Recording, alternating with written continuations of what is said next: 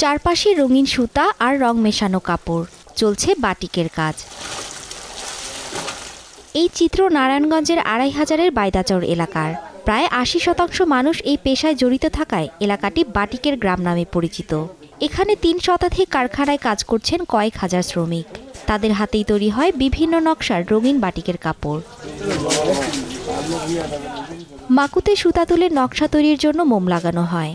এরপর কাপড় ডোবাতে হয় রং মেশানো পানিতে। ভেজা কাপড় রোদে শুকিয়ে রং পাকা করা হয়। এরপর কাপড় দেওয়া হয় ব্লকে।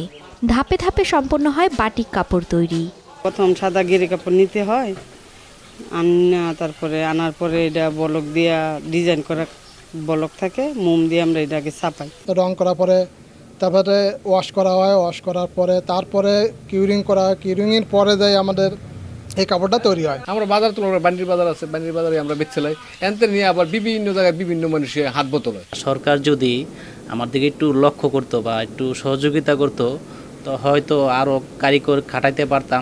তৈরি করা এসব কাপড় পৌঁছে যায় দেশের বিভিন্ন প্রান্তের পাইকারি ব্যবসায়ীদের কাছে।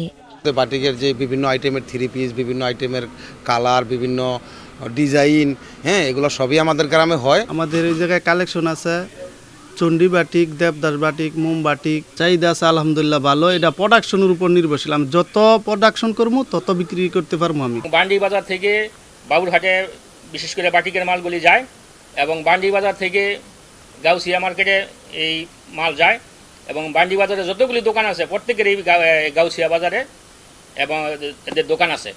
এই শিল্পকে কেন্দ্র করে এখানে গড়ে উঠেছে বেশ কয়েকটি মার্কেট। প্রতিদিন এসব মার্কেটে ৬০ থেকে ৭০ লাখ টাকার বাটিক কাপড় পাইকারি বিক্রি হয়। Desk report, star news.